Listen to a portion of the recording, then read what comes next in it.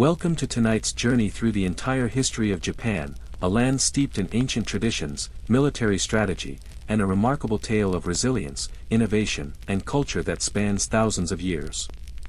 From its early beginnings to its emergence as a modern superpower, Japan's history is as rich and multifaceted as the land itself.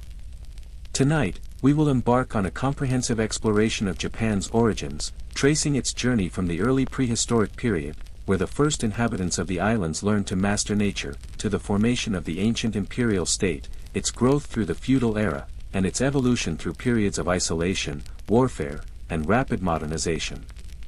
But before we begin, take a moment to settle in and let your mind wander through history. Give this video a like if you're ready to learn about this ancient and powerful nation, and feel free to leave a comment below. I'd love to know, what fascinates you the most about Japan's history? Is it the samurai, the shogunates, or the innovations of modern Japan? Where are you listening from tonight, and what time is it for you? I always find it intriguing to see how far these historical stories travel and connect us across the world. Now, as we open the gates of time and step back to the dawn of Japan's history, let's begin our exploration of ancient Japan, starting with the mythological and early historical origins, a journey through the beginnings of one of the oldest and most unique civilizations in the world. This video will take you on an immersive journey through Japan's entire history, beginning with its mythological origins, moving through the formation of the first state, the influence of Chinese culture, the rise of the samurai, the Edo period, and its period of isolation. We will also cover the transition to the modern world, from the Meiji Restoration to Japan's military expansions in the early 20th century and its post-war recovery into the 21st century as a global leader in technology, culture, and economy. The story of Japan begins not in the history books, but in mythology, in the mists of time. According to Japan's earliest traditions, the origins of the islands and its people are tied to the gods themselves, a divine creation that began with the union of heaven and earth. In Shinto, the indigenous religion of Japan, the creation myth tells the story of Izanagi and Izanami, the divine brother and sister who were tasked by the gods to form the islands of Japan. With a sacred spear, they stirred the waters of the primordial chaos, and from the drops of water that fell from the spear, the islands of Japan were born, the first of many divine acts that would define Japan's spiritual and cultural history.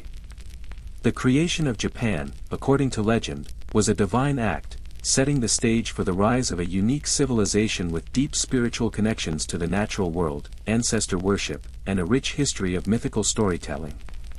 It is in this mythological foundation that we can begin to trace the essence of Japanese identity, steeped in both divinity and nature.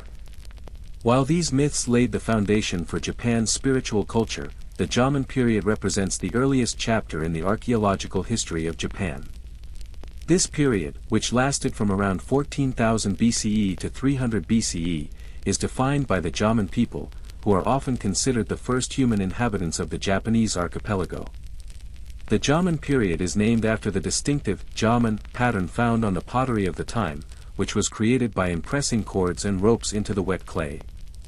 This style of pottery is among the oldest in the world, and it provides us with one of the earliest glimpses into the daily lives of the Jomon people. The Jomon people, a hunter-gatherer society. The Jomon people were primarily hunter-gatherers, living off the bountiful natural resources of the islands. Their lifestyle was marked by a deep connection to nature and the land, an aspect that would continue to influence Japanese culture for centuries to come.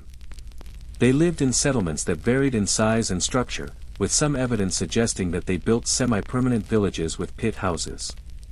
Their society was egalitarian, with a focus on community and shared resources.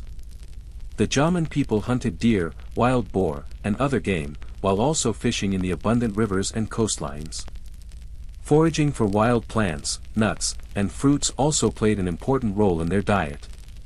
The Jomon people were highly skilled in creating tools and weapons from stone and bone, but their most significant achievement was their innovation in pottery. The distinctive Jomon pottery served multiple purposes, used for cooking, storage, and as ritualistic objects. These early pots were decorated with intricate designs, often made with woven cord or rope, which became the hallmark of the Jomon period. The presence of such elaborate pottery suggests that the Jomon people had a strong cultural identity, and their craftsmanship likely played a role in rituals, celebrations, and community life. Although the Jomon people are often described as a hunter-gatherer society, they also had a spiritual dimension to their lives that was deeply rooted in their relationship with nature. Archaeological evidence suggests that the Jomon people engaged in animistic beliefs, worshipping the spirits of the earth, sky, and natural elements. There is evidence of ritualistic burials where the dead were buried with symbolic offerings, suggesting a belief in an afterlife or spiritual continuity. Additionally, there are signs that the Jomon people engaged in shamanistic practices, with evidence of figurines and other objects that may have been used in spiritual ceremonies. These objects, such as doga figurines, depict a wide variety of human and animal forms, often with exaggerated features such as large eyes or symbolic markings. These figurines are thought to have served as ritual objects, used in ceremonies to ensure fertility, good harvests, or protection from harm. This spiritual connection to nature laid the groundwork for many of the Shinto beliefs that would later dominate Japanese culture, where the kami, spirits, reside in all things, from mountains and rivers to trees and stones. This reverence for nature and the belief that all living things are imbued with divine essence can be traced back to the early Jomon period. Transition to the Yayoi period, the dawn of agriculture. The Jomon period is often seen as a time of relative peace and stability, but by the end of this era, the foundations of a more complex society were beginning to take shape. Around 300 BCE, the Yayoi period began, marking a significant transition from a hunter-gatherer society to one that embraced agriculture and settlement building. The arrival of agriculture, particularly the cultivation of rice, would dramatically change the course of Japanese history and provide the foundation for the first organized states. With the introduction of wet rice farming, which likely arrived from the Korean peninsula, the Yayoi people established permanent settlements, and the population began to grow. This shift led to the development of more hierarchical and structured societies, where the accumulation of wealth and resources became more centralized. Social stratification began to appear, as those with access to agricultural land and resources were able to assert dominance over others. Beyond its spiritual and societal structures, the Jomon period was also a time of cultural innovation. The Jomon people made important strides in ceramics, weaving, and textile production, which contributed to their ability to adapt to their environment. The invention of pottery not only allowed for more efficient food storage and cooking but also contributed to the development of cultural expression through the intricate designs and decorations on pots and other vessels. The Jomon people also created tools and utensils that helped them navigate their environment. Stone tools such as arrowheads, scrapers, and adzes were used for hunting, fishing, and cutting wood, while bone needles were used for making clothes and weaving textiles. The technological innovations of the Jomon period allowed its people to thrive and adapt to the changing environment of Japan's islands. Another important cultural aspect of the Jomon period was the development of trade networks. The Jomon people, despite being primarily hunter-gatherers, had established extensive trade routes with neighboring regions, including the Korean peninsula and parts of China. Archaeologists have found Jomon pottery and stone tools in distant regions, suggesting that the Jomon people were involved in cultural exchange long before Japan's first political entities began to take shape. The Jomon period may have ended around 300 BCE, but its legacy lives on in many aspects of Japanese culture today. The deep spiritual connection to nature, the respect for ancestral rites, and the cultural importance of ceramics all have echoes in Shinto beliefs and Japanese craftsmanship that continue to be celebrated. The Jomon people's adaptation to the land and their ability to create sophisticated, functional tools and art forms laid the groundwork for the more complex societies that followed. As we continue our journey through Japan's history, we'll explore how the cultural traditions and innovations of the Jomon period contributed to the formation of Japan's first state and the rise of powerful warrior cultures. In segment 2, we will move forward into the Yayoi period, where the introduction of rice agriculture and the beginnings of social stratification shaped the course of early Japanese civilization. The Yayoi period, 300 BCE to 300 CE, marks a significant transformation in Japan's history, from its roots as a hunter-gatherer society in the Jomon period to a more complex agricultural civilization. Named after the Yayoi district in Tokyo, where evidence of early settlements was found. The Yayoi period was defined by the introduction of rice farming, the development of metal tools, and the beginnings of social hierarchy. It was during this time that Japan began its transition from a primitive agricultural society to a more structured civilization with the emergence of early states and tribal leaders. This segment delves into the cultural, technological, and social changes of the Yayoi period, as well as the early stages of political organization that would eventually lead to the formation of Japan's first ruling class. The introduction of rice agriculture brought with it a series of economic and social innovations that reshaped the Japanese landscape, setting the stage for future developments that would define Japanese society for centuries. The end of the Jomon period around 300 BC marked the end of an era in which Japan's inhabitants lived off the land and sea, relying on hunting, fishing, and foraging for survival. The Jomon people, as we've seen, were marked by their spiritual connection to nature and egalitarian society, but the arrival of the Yayoi culture signaled a fundamental shift in how people interacted with the environment. The Yayoi people are believed to have migrated from the Korean peninsula and brought with them new techniques of rice cultivation, along with advances in metalworking and agriculture. They introduced wet rice farming, which would become the cornerstone of Japan's agricultural system for thousands of years. The advent of rice farming, with its high yield and predictability, allowed for the creation of permanent settlements and the growth of population centers. As rice cultivation spread throughout Japan's islands, it led to the construction of irrigation systems, terracing, and the domestication of new crops like barley and wheat. These changes brought about a major economic shift, as the reliance on seasonal crops allowed for more stable food production, reducing the dependency on hunting and gathering. The introduction of wet rice farming was the defining feature of the Yayoi period, reshaping both the landscape and society. In particular, the practice of flooded rice paddies allowed the Yayoi people to harvest 2 to 3 crops per year, ensuring a steady food supply and supporting the growth of larger settlements. The agricultural revolution brought with it a new social order. Societies became more stratified, with greater division between the elite and the common people. Rice farming also spurred the development of trade networks. Early Japanese settlements began to trade goods such as rice, clay pottery, and metal tools with other regions, including the Korean peninsula and China.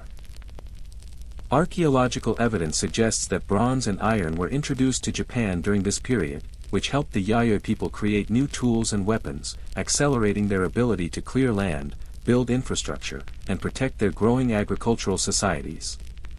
Rice was not only a staple food but also became a symbol of wealth and power, with the ability to control rice production and distribution marking the rise of an emerging elite class. Those who controlled access to rice fields and water sources gained significant power, leading to the establishment of local chiefs or tribal leaders, which eventually laid the foundation for the formation of early states. The Yayoi period is also marked by significant advances in technology and culture, which contributed to the development of a more complex society. The introduction of bronze and iron tools revolutionized agricultural production and construction, allowing for the building of more durable structures and the production of more efficient farming tools. These technological advances helped the Yayoi people expand their settlements, build fortified villages, and engage in more intensive agriculture. Alongside these advancements, the Yayoi period also saw the emergence of a distinct material culture. The Yayoi people developed highly functional and decorative pottery that was used for cooking, storing food, and performing rituals. Unlike the elaborate and intricate Jomon pottery, Yayoi pottery was often simple and functional, with a focus on utility. Pottery from this period reflects the growing focus on production and efficiency in a rapidly changing society. In addition to pottery, the Yayoi people produced bronze mirrors, weapons, and ritual objects, indicating the continued importance of ritual in their daily lives. These objects were often used in religious practices, which were influenced by Shinto beliefs, and played a central role in the life of the early Yayoi communities. Evidence suggests that the Yayoi people practiced ancestor worship, and sacred objects like mirrors and weapons were likely used to honor deities and ancestors. The development of metallurgy also paved the way for the production of weapons. Bronze and iron weapons such as swords, spears, and daggers were highly valued by the emerging warrior class. The rise of militaristic leaders would eventually lead to the formation of the first warrior societies in Japan, contributing to the samurai culture that would dominate the Japanese islands for centuries. As the Yayoi period progressed, the society became more complex, and with the rise of agriculture came the rise of social hierarchy. In contrast to the egalitarian society of the Jomon period, the Yayoi period saw the establishment of chieftains and tribal leaders, who ruled over growing agricultural communities. These early leaders were likely the first individuals to wield political power, gaining authority through their control of land and resources. At the heart of this emerging society was the cultivation of rice, the principal agricultural product that sustained the population. Control over irrigation systems and rice paddies became a marker of wealth, and those who controlled the flow of rice had the power to shape the economy and society. The increased production of rice led to the rise of permanent settlements, which would eventually evolve into the first cities of Japan. The social stratification that began in the Yayoi period would continue to grow as Japan's society became more organized. At the top were the elites, who controlled the land and agricultural production. Below them were the warrior class, and further down the social ladder were the artisans, farmers, and laborers. This division laid the groundwork for the samurai class that would later dominate medieval Japan.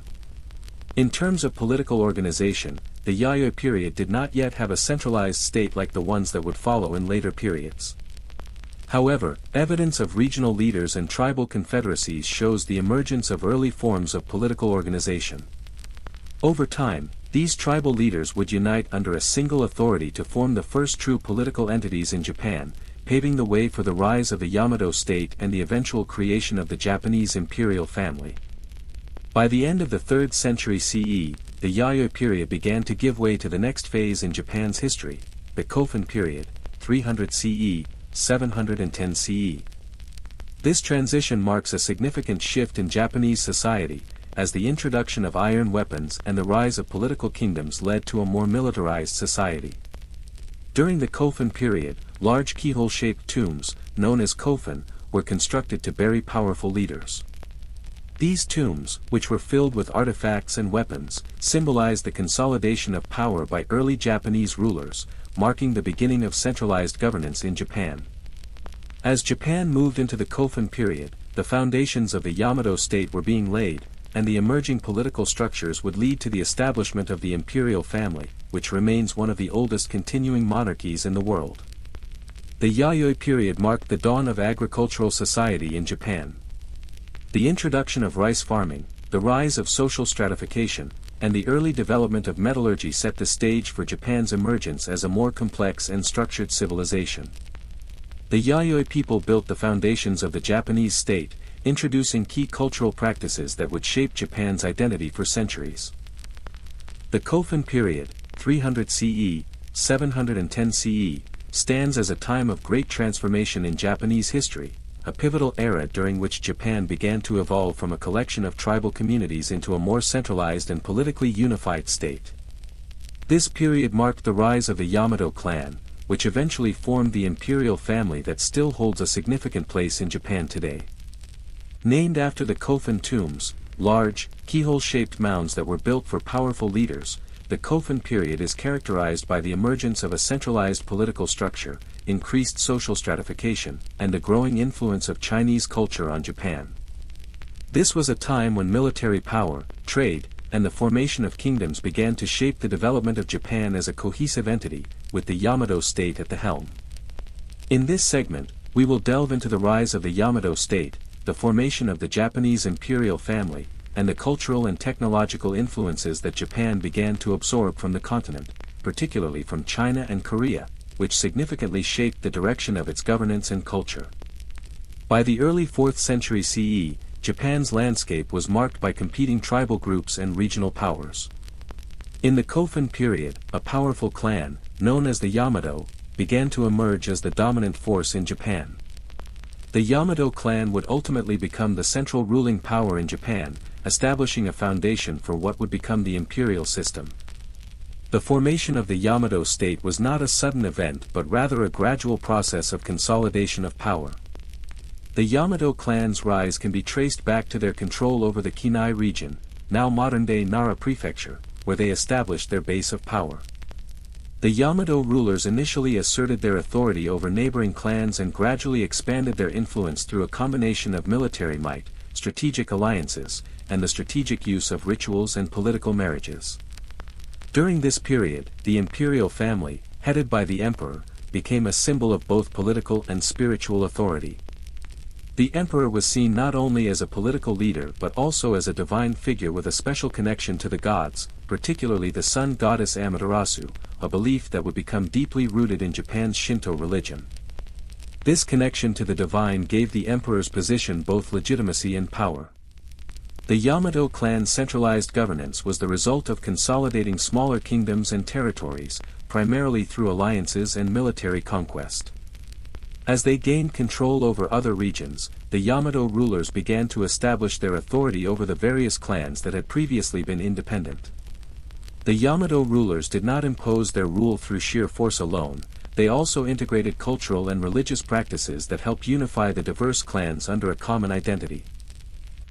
Shinto, with its reverence for nature and ancestral spirits, served as a unifying force, linking the Yamato rulers with the ancient gods and legitimizing their authority over the land.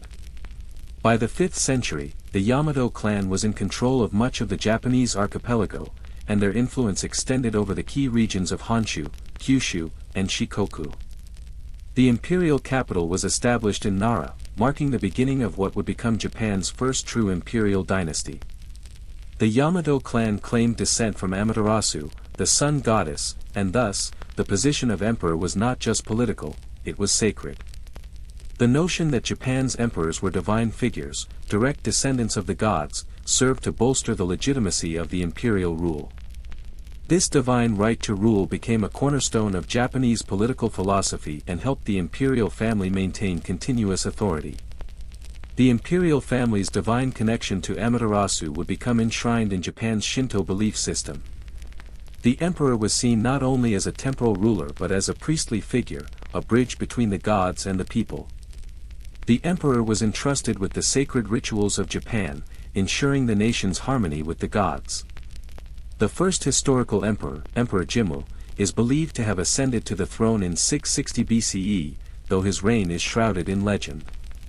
His story, however, marked the beginning of the Japanese imperial lineage, a dynasty that has endured for over a millennium, making it the longest continuous hereditary monarchy in the world. The emperor's role in the Kofun period was both spiritual and political, as they were responsible for performing rituals that were essential to maintaining fertility, prosperity, and peace. These rituals, such as offerings to the kami, spirits or gods, were believed to ensure the nation's well-being and prosperity. The emperor was tasked with ensuring the proper relationship between the divine and the people, and his presence was essential in securing the balance of the world. As the emperor's role was central to the spiritual life of the nation, the imperial court in Nara and later in Kyoto became the focal point for religious ceremonies, art, and culture. The emperor, as the divine ruler, was also considered the ultimate authority in matters of justice, laws, and military strategy. The concept of the emperor as a divine figure was crucial in maintaining social cohesion and political unity during the early years of the Japanese state. It provided a central, unifying force, and allowed the emperor to wield immense power, even though his actual political control was often mediated through court officials and local rulers. The Kofun period also witnessed an increasing influence from China and Korea.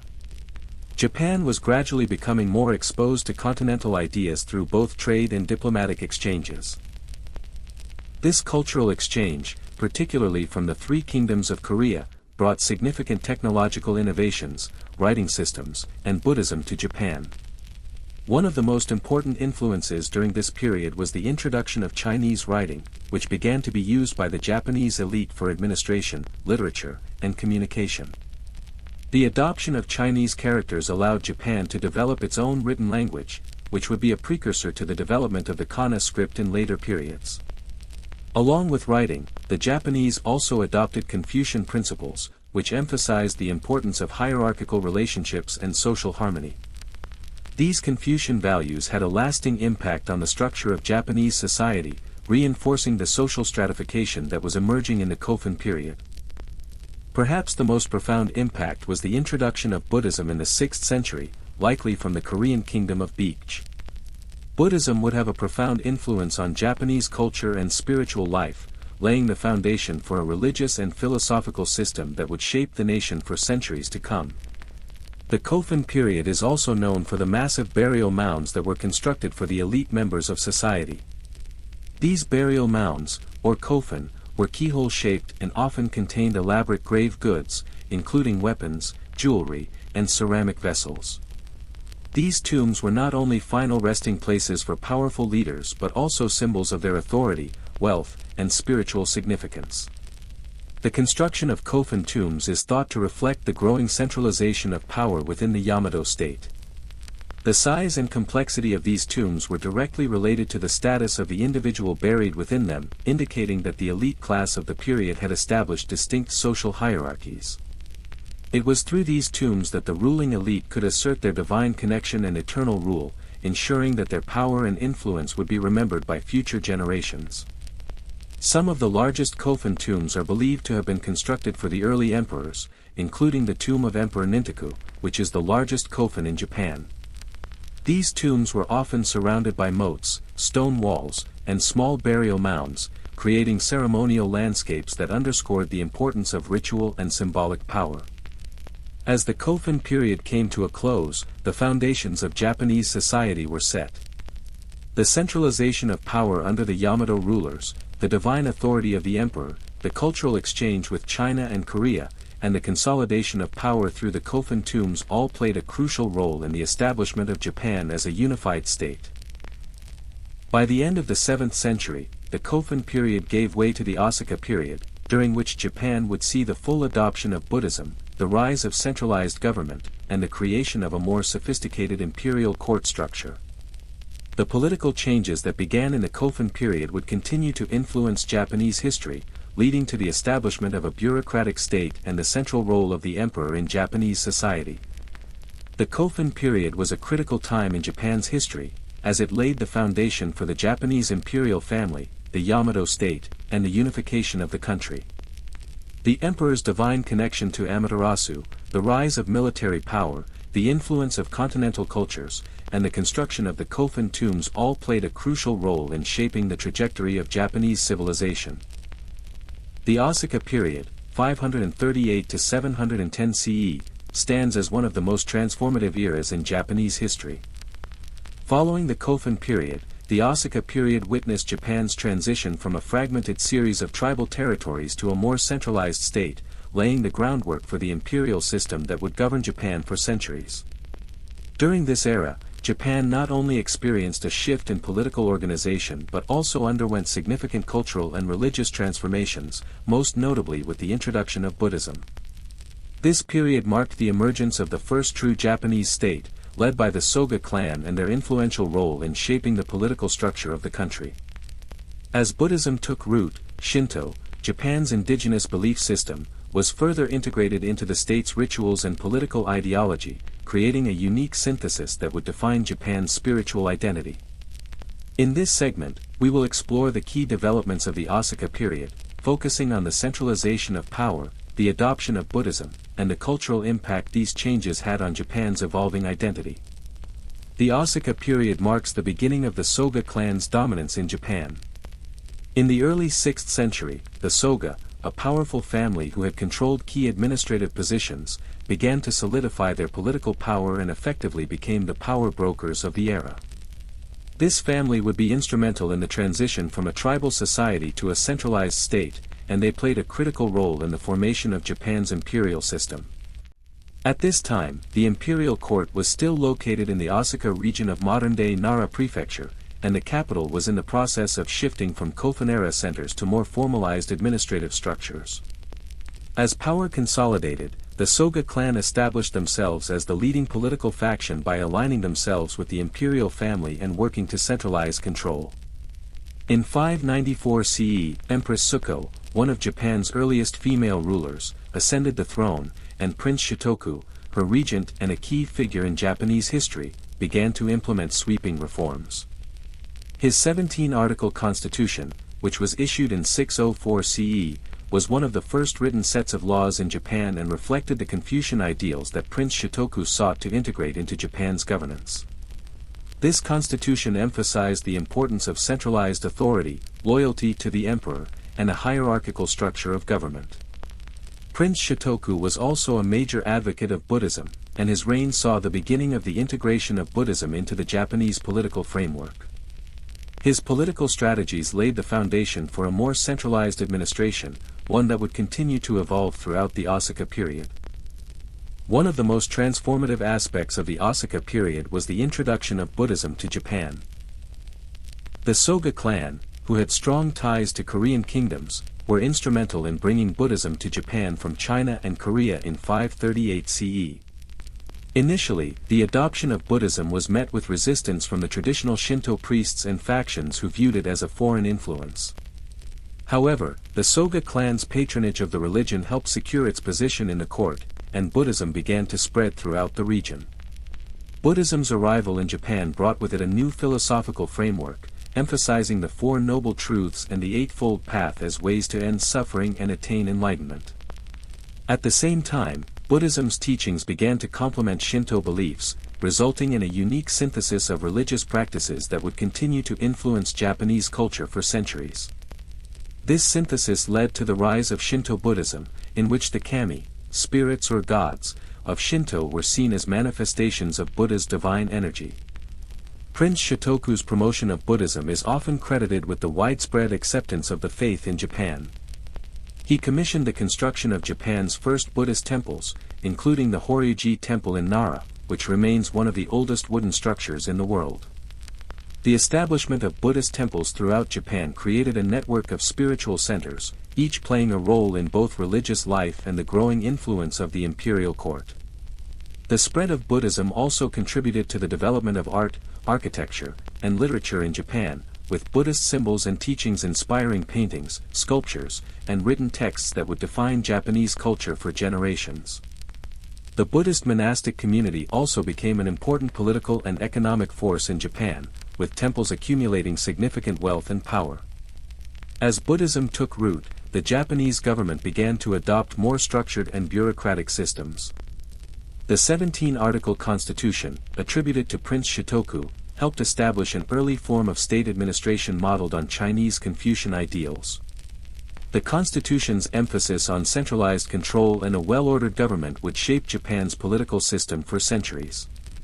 In addition to the constitution, the Japanese court began to introduce Chinese-style bureaucracy, which included the creation of a centralized administrative structure that was modeled on China's Tang dynasty system. This included the establishment of ministries, government posts, and officials who managed everything from tax collection to public works. This shift towards a more formalized bureaucracy helped solidify the emperor's power and laid the groundwork for the emergence of a feudal system that would dominate Japan's political structure in the centuries that followed. As the capital moved from the Asuka region to the Nara period, the imperial court became more centralized, and the political elite solidified their hold on power. This period also saw the growth of urban centers, where the imperial court became the center of Japanese culture, politics, and religion. The Asuka period also saw an influx of Chinese culture and technology.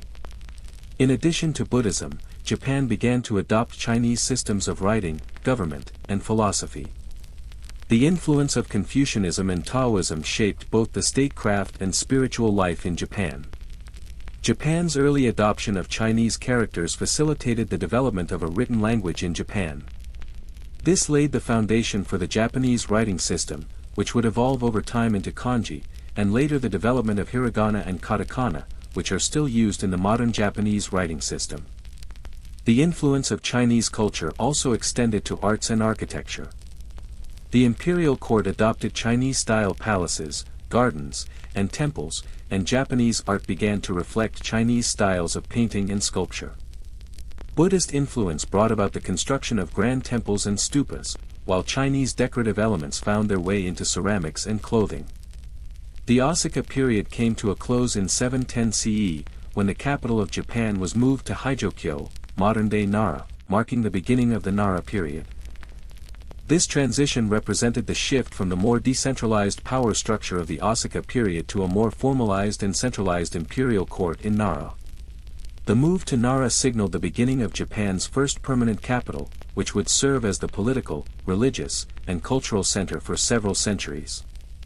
It was in Nara that the imperial court would fully integrate Buddhism into state rituals, and the foundations of a more bureaucratic government were laid, marking the beginning of the classical era of Japan. The Asuka period marked a critical phase in Japan's development, as the country transitioned from a loose collection of tribal groups to a centralized political entity. The influence of Buddhism, the rise of the Soga clan, and the adoption of Chinese systems of writing and governance all contributed to the formation of the imperial state and the Nara period, 710 to 794 CE, stands as one of the most formative chapters in Japan's history. It was during this time that the foundations of Japanese statehood, imperial governance, and Buddhism were firmly established. The period is marked by the establishment of Nara, Japan's first permanent capital, the formalization of the imperial system, and the growing importance of Buddhism in shaping not only the religious but also the political and cultural landscape. The Nara period represents the zenith of imperial centralization and the development of a bureaucratic state. The imperial court in Nara drew heavily from Chinese models of governance, and Japan began to look outward, embracing continental influences from both China and Korea. But perhaps the most significant transformation of the Nara period was the integration of Buddhism as not only a religious practice but a central part of the state's rituals and political life. The imperial family and the aristocracy worked hand in hand to incorporate Buddhist teachings into Japan's imperial system, ensuring that Buddhism became embedded in Japan's cultural and spiritual fabric for centuries to come. The Nara period began in 710 CE, when Emperor Genmei officially moved the capital from the Asuka region to Haijokyo, modern-day Nara. This was a momentous event in Japanese history as Haijokyo became Japan's first permanent capital, marking the beginning of a new era of centralized governance. The decision to establish a permanent capital reflected the desire for a more stable, organized state. The city was modeled after Chang'an, the capital of the Tang dynasty in China, and was laid out in a grid pattern with a grand imperial palace at its heart. This shift towards a planned city symbolized the growth of the imperial court and the increasing importance of bureaucratic administration. In Nara, the imperial court could more effectively oversee the country's affairs, including governance, taxation, and military control. The city's infrastructure, including roads, irrigation systems, and the construction of temples, reflected the growing influence of imperial authority. Nara became the cultural and political epicenter of Japan, home to the imperial family, noble families, and Buddhist monks who would exert great influence over the direction of Japanese history. One of the defining characteristics of the Nara period was the integration of Buddhism into the very fabric of the state. Though Buddhism had been introduced during the Asuka period, it was during the Nara period that the religion became firmly embedded in the imperial state. The Nara period saw the rise of several state-sponsored Buddhist temples, most notably the Todaiji temple. Built by Emperor Shomu, Todaiji housed the great Buddha, Daibutsu, a colossal bronze statue that symbolized the emperor's dedication to Buddhism and his belief in its power to bring peace and prosperity to the nation. The creation of Todaiji was not only a religious act but a political one, as the emperor sought to align himself with the divine power of the Buddha to solidify his reign. Buddhism became increasingly institutionalized, with the emperor and the imperial family taking on roles as patrons of the faith. The court established state-supported monastic orders, which helped to control the growing influence of Buddhist monks. These monks played a central role in the administration of the imperial rituals, and Buddhism became an integral part of the state's legitimacy. In return for imperial patronage, Buddhist monks became involved in the state's political affairs, advising the emperor and reinforcing the state's ideological control over the people. The integration of Buddhism into the court's rituals helped to solidify the emperor's claim to divinity, as the emperor was now seen as the protector of both Shinto deities and Buddhist teachings. During the Nara period, Japan increasingly looked to China as a model for its governance, and this resulted in the adoption of Chinese bureaucratic systems and legal codes. The Taiho Code, 701 CE, was one of the most significant pieces of legislation enacted during this time, and it sought to organize Japan's administration in a way that mirrored China's Tang dynasty. The Taiho Code established a centralized bureaucratic system with a governor overseeing each province and a complex system of official ranks. It also introduced a taxation system based on land and agricultural production, which allowed the imperial government to exert control over local populations. The legal code was based on Confucian ideals of governance, emphasizing the role of the emperor as the ultimate source of authority. The Taiho Code was an important step toward the formation of a modern and centralized state, setting the stage for future legal and administrative reforms in Japan. Along with the adoption of bureaucratic systems, the Nara period also saw the introduction of Chinese writing into Japan's official administration. The use of kanji, Chinese characters, allowed for more efficient record-keeping, administrative communication, and the development of a written culture in Japan. Classical Chinese became the official language of the court and was used for government documents and scholarly works, further cementing China's cultural influence on Japan. The Nara period is often seen as a golden age of cultural development. It was a time when Japan truly began to develop its distinctive artistic and literary traditions, heavily influenced by China but also uniquely Japanese in their expression. Japanese architecture flourished during this period, with the construction of large temples, palaces, and gardens. The Todaiji Temple is one of the most significant architectural feats of the era, not only for its size but also for the craftsmanship that went into creating its massive Buddha statue. The Nara period also saw the construction of other Buddhist temples such as Kafukuji and Horyaji, which became centers for religious and cultural life. The Nara period also saw the growth of literary traditions. The Nihon Shoki, Chronicles of Japan, was completed during this period, and it became one of the most important historical texts of Japan. Written in classical Chinese, the Nihon Shoki detailed the mythological and historical origins of Japan, providing an authoritative narrative of the country's early history. In addition to the Nihon Shoki, the Kojiki, Records of Ancient Matters, another major work of early Japanese literature, was compiled in the early 8th century. The Kojiki is considered the oldest surviving Japanese text and contains a mix of mythology, Shinto mythology, and historical accounts. These texts laid the groundwork for the Japanese literary tradition and continue to influence Japanese culture and religion today. By the late 8th century, the imperial court in Nara had become increasingly politically unstable. The court was riddled with internal power struggles, and the influence of Buddhist temples began to grow too large, threatening the imperial authority. The growing political power of Buddhist monks and the corruption within the imperial administration led to a call for change. In 794 CE, the capital was moved from Nara to Heiankyo, modern-day Kyoto, marking the beginning of the Heian period. This move signaled the end of the Nara period and the rise of a new era of political restructuring and cultural flourishing.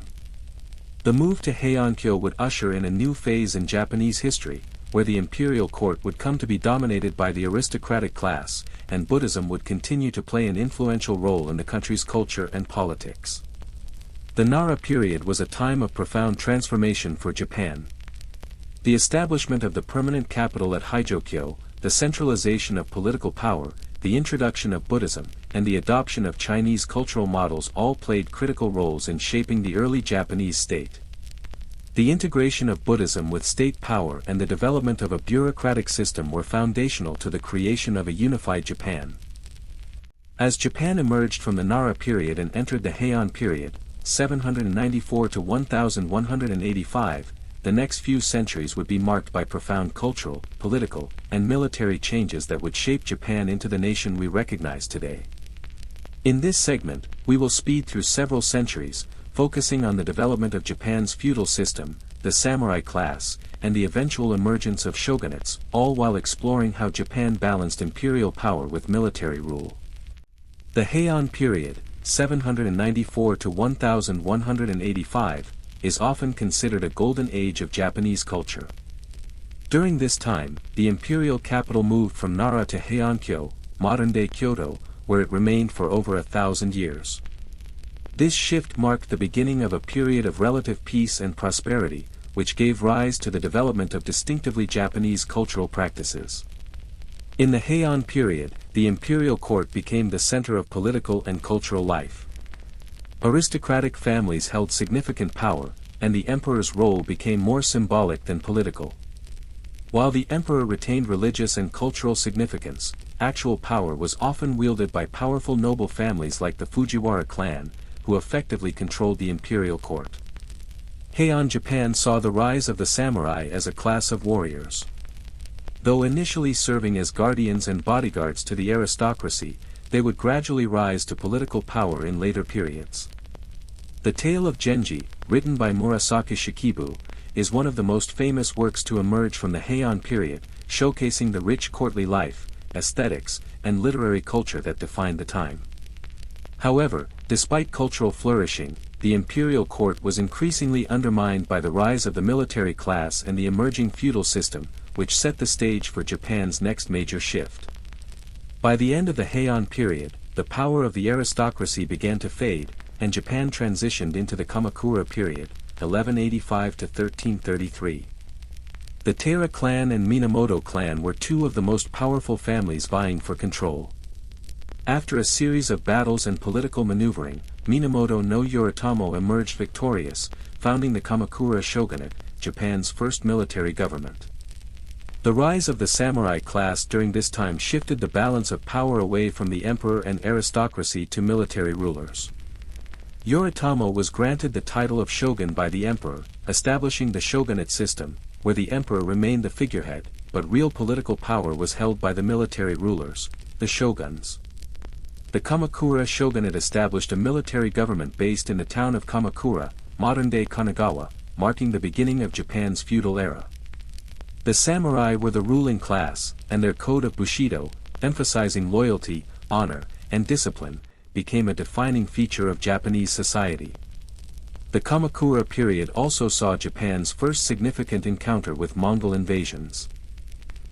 In 1274 and 1281, the Mongol Empire, under Kublai Khan, attempted to invade Japan, but both invasions were thwarted by the samurai and a divine storm, later known as the kamikaze or divine wind, which sank the Mongol fleets.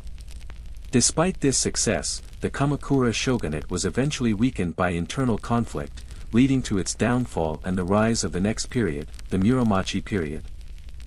The Muromachi period, 1336 to 1573, was marked by the rise of powerful feudal lords, or daimyos, and the Sengoku period, Warring States period, a time of constant military conflict and political instability. The Ashikaga shogunate took power in the Muromachi period, but its control over Japan was less centralized than the earlier Kamakura shogunate. Instead of a strong central government, the country was divided into fiefdoms controlled by various daimyos, each of whom commanded armies of samurai. The Sengoku period saw Japan in a constant state of warfare as these daimyos battled for dominance. During this time, Oda Nobunaga, Toyotomi Hideyoshi, and Tokugawa Ieyasu emerged as three key figures who would shape Japan's future. Nobunaga began the process of unifying Japan in the late 16th century, and his successor Hideyoshi continued this effort by establishing control over much of Japan. Hideyoshi's rule marked a brief period of peace and stability, but it was Ieyasu who ultimately succeeded in unifying Japan by defeating his rivals at the Battle of Sekigahara in 1600, securing the Tokugawa family's rule. The Tokugawa shogunate, 1603 to 1868, marked the beginning of the Edo period, a time of peace, political stability, and economic growth in Japan. Tokugawa Ieyasu, the founder of the Tokugawa shogunate, established a highly centralized feudal system, where power was concentrated in the hands of the shogunate and the daimyos were required to maintain loyalty to the central government. Under the Tokugawa shogunate, Japan entered a period of relative isolation. The shogunate implemented a policy of sakoku, or closed country, which prohibited foreign trade and limited Japan's contact with the outside world. This policy, in place for more than 200 years, helped maintain stability within the country, but it also isolated Japan from the developments occurring in the rest of the world. During the Edo period, Japan experienced significant cultural growth, including the development of kabuki theater, haiku poetry, and ukiyo-e woodblock prints. The Tokugawa period also saw a rise in urbanization and the growth of a merchant class in cities like Edo, modern Tokyo, Kyoto, and Osaka. This period is often regarded as Japan's **Pax Tokugawa, a time of prosperity and peace, but also one of strict social hierarchies and limitations on personal freedom. By the mid-19th century, Japan was facing increasing pressure from Western powers, particularly the United States, to open its borders to international trade. In 1853, Commodore Matthew Perry of the United States Navy arrived in Japan with a fleet of warships, demanding that Japan end its isolation. This led to the Treaty of Kanagawa in 1854, which opened Japanese ports to American trade and set the stage for further Western influence. This period of increasing unrest and external pressure culminated in the Meiji Restoration of 1868, which ended the Tokugawa shogunate and restored power to the emperor. The Meiji period, 1868 to 1912, would usher in an era of rapid modernization and industrialization, marking Japan's transformation from a feudal society into a modern nation-state. The centuries between the Heian period and the Tokugawa shogunate saw Japan evolve from an imperial court society into a militarized feudal state, and finally into a modern nation in the Meiji period. These centuries were marked by the rise of the samurai, the establishment of a feudal system, the centralization of political power under the shogunates, and the eventual collapse of the Tokugawa regime under the pressure of external forces. In 1868, Japan stood on the precipice of monumental change. The centuries-old Tokugawa shogunate had governed Japan under the principles of a feudal system. The country had been closed off to the outside world for over 2 centuries, pursuing a policy of isolationism that limited foreign influence. But the arrival of Western powers, particularly the United States, in the mid-19th century, shook Japan's traditional foundations, forcing it to open its doors to international trade and ultimately leading to the Meiji Restoration, one of the most profound political, social, and economic transformations in modern history. The Meiji Restoration is a pivotal event in Japanese history, marking the end of feudal rule and the beginning of Japan's rapid modernization. This period saw the centralization of political power, the introduction of Western technology, and the formation of a modern industrial economy. Japan was no longer the isolated feudal society of the past but began its journey to becoming a global power in the 20th century. By the mid-1800s, Japan's isolationist policies were increasingly being challenged by Western powers. The Opium Wars in China and the Commodore Perry expedition to Japan in 1853 were turning points. Matthew Perry's arrival in Japan with his black ships forced Japan to open its ports under the Treaty of Kanagawa in 1854. This treaty, along with others signed soon after, gave Western powers significant trade privileges and marked the end of Japan's self-imposed isolation. The Tokugawa shogunate, already weakened by internal strife and corruption, struggled to respond to the growing pressure from the West.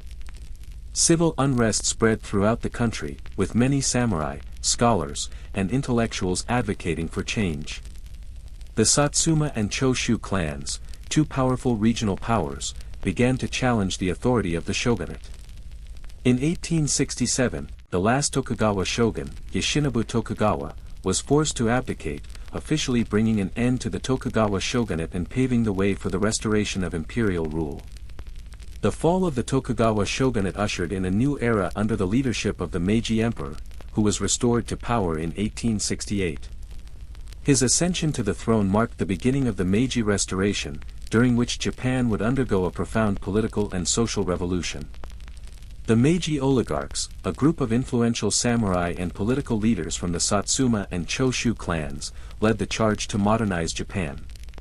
They recognized that Japan needed to embrace Western technology, ideas, and political systems if it was to stand up to the powerful Western nations encroaching upon its sovereignty. In the early years of the Meiji period, the new government focused on centralizing power. Feudal domains, Han, were abolished, and provincial governors were appointed to take control of the regions. This transition from a feudal to a centralized government marked the beginning of Japan's path to becoming a modern nation-state. The Meiji government recognized the need for a unified state and looked to the West for inspiration. Western systems of governance were adapted to create Japan's new political framework.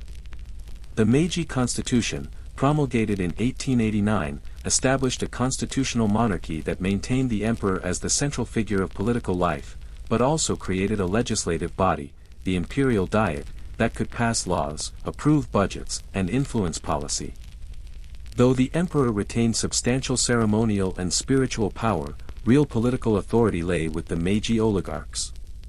The Meiji constitution borrowed heavily from the German model of government, adopting a bicameral legislature and granting certain civil rights. However, the emperor retained significant powers, particularly in military matters. These reforms allowed Japan to centralize power under the emperor while also providing the appearance of a constitutional government, a crucial step in Japan's transformation into a modern nation-state. The Meiji period saw the introduction of a market economy and the rise of industrialization in Japan. The Meiji oligarchs recognized that Japan needed to modernize its economy to compete with the Western powers that were rapidly industrializing. The government played a pivotal role in fostering industrial development. It invested heavily in infrastructure such as railroads, telegraphs, and factories. These investments helped foster the growth of heavy industries like shipbuilding, steel production, and textiles. Western experts were invited to Japan to help build the country's industrial base, and Japanese students were sent abroad to learn about Western technologies and techniques. By the late 19th century, Japan had developed a strong industrial economy that allowed it to compete globally. The growth of Japan's military-industrial complex would play a critical role in its rise as a world power in the coming decades. Along with political and economic reforms, the Meiji government implemented educational reforms aimed at creating a more skilled workforce. The education system was overhauled, with the creation of public schools and universities modeled after Western systems. The Meiji Constitution also emphasized the importance of education, with the goal of cultivating a new generation that would support the nation's transformation. The government established a national curriculum, emphasizing science, technology, and military training. The spread of Western education allowed Japan to rapidly absorb new ideas and technologies, helping it keep pace with the developments occurring in the West. Japanese students began to return from study abroad, bringing back ideas that would shape Japan's future. Alongside the development of education, the Meiji period saw significant social changes. The abolition of the samurai class in favor of a more modernized military was another critical step in moving Japan away from its feudal past. The government's reforms aimed to establish a meritocratic society, where individual achievement rather than hereditary status determined one's success. One of the most significant aspects of the Meiji Restoration was the rapid militarization of Japan. The government recognized that a strong military would be necessary to defend Japan's sovereignty and assert its power on the world stage. To this end, Japan modernized its military by adopting Western-style armies and navies. Western military advisors were brought in to help shape the new imperial army, and Japan began producing modern weapons and warships. Japan's military victories during the Sino-Japanese War, 1894–1895, and the Russo-Japanese War, 1904–1905, confirmed its emergence as a military power in Asia. These victories not only demonstrated Japan's military prowess but also allowed it to expand its influence in East Asia. The Meiji period also saw Japan's first steps towards becoming an imperial power. The victories in the Sino-Japanese War and the Russo-Japanese War positioned Japan as the dominant power in East Asia. Japan's victory over Russia was particularly significant, as it marked the first time in the modern era that an Asian power had defeated a European empire. These military successes set the stage for Japan's imperial expansion. In the late 19th and early 20th centuries, Japan annexed several territories, including Taiwan, 1895, Korea, 1910, and parts of Manchuria. Japan's increasing military power, coupled with its growing industrial strength, positioned it as a world power and a leading force in Asia.